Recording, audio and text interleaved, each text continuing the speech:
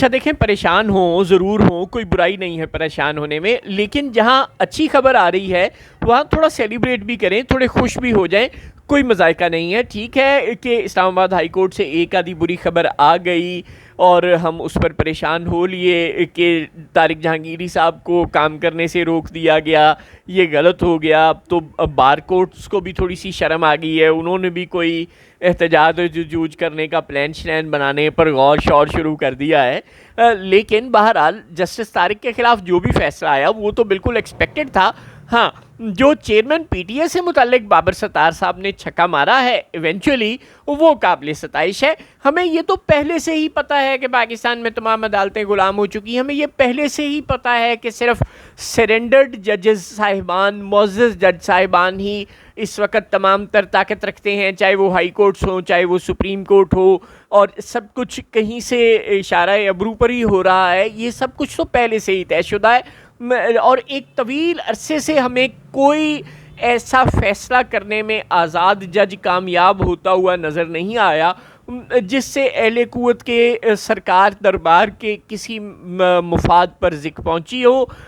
Chairman P T A جو کہ ایک ریٹائرڈ طاقتور آدمی تھے، ان کو عہدے سے برخاست کرنا ظاہر ہے کسی عام جج کا کام نہیں تھا، اور ہیڈس آف ٹو بابر ستار صاحب،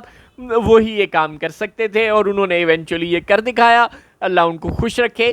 تو ابھی بھی کہیں نہ کہیں کوئی پاکستان میں رول آف لا کے لیے، پاکستان میں قانون اور انصاف کے لیے کام کرنے والے ججز موجود ہیں، بس یہی ٹھیک ہے، ہمارے لیے اتنا ہی کافی ہے۔ ہم نے کچھ دن پہلے دیکھا تھا کہ وہ خالد بھائی کو، جو صحافی ہیں، ان کو پکڑا گیا تھا، وہ رہا کرنے کا حکم دے دیا ایک عدالت نے۔ پھر وہ اپنے رفتار ڈیجیٹل والے صاحب کو بھی ایک عدالت نے ایونچولی رہا کرنے کا حکم دیا۔ اور اب وہ جو یوٹیوبرز تھے، جن کے 27-28 یوٹیوبرز جن کے چینل کو بلاک کرنے کے لیے یوٹیوب کو لکھا تھا سرکار نے، وہ بھی عدالت نے حکم نامہ کینسل کر دیا۔ یہ سب ماتحت عدالتوں نے کیا تھا، اور اب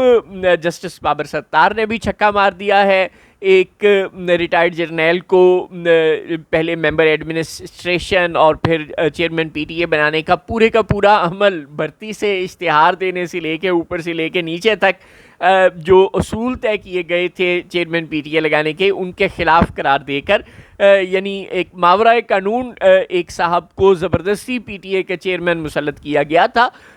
جو کہ کسی قانون، کسی پیمانے پر پورا نہیں اترتے تھے، ان کی کوئی ایسی کوالیفیکیشن نہیں تھی کہ وہ اس عہدے کے لیے پر تعینات کیے جاتے۔ چنانچہ جسٹس بابر ستار نے انہیں ریموو کرنے کا حکم دے دیا۔ بینی وہ بہت ممکن ہے کہ کل کو ان کی اس حکم کے خلاف اسٹے آرڈر لے لیا جائے، اور سپریم کورٹ میں مولا خوش رکھے آئینی بینچ والے دوست بھی موجود ہیں، اور جسٹس یحییٰ آفریدی ویسے تو کل ہی کافی ہیں، تو یہ سب لوگ ہیں، تو وہاں سے اسٹے آ سکتا ہے، یہ فیصلہ کینسل بھی ہو سکتا ہے، لیکن کوئی بات نہیں، خیر ہے۔ ہم اسی بات پر خوش ہو لیں گے کہ کہیں نہ کہیں صحیح، 2-4 نہیں فوازیں ہی صحیح، پاکستان میں ابھی بھی قانون اور انصاف کی بات کرنے والی موجود ہیں۔ روشن کہیں بہار کے امکان ہوئے تو ہیں، محفل میں چند چاک گریباں ہوئے تو ہیں۔ اس شدید گھٹن کے، اس شدید